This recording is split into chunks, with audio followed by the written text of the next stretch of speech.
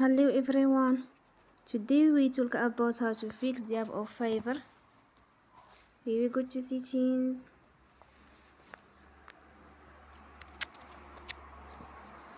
Then we click on apps.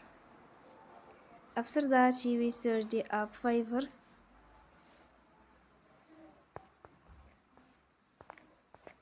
And we click. Then we will on for stop. After that we go to storage. Then we click on clear cache. In the end, you will turn your Wi-Fi and you will turn again. Don't forget to support us by like and subscribe. See you next time and thank you for watching.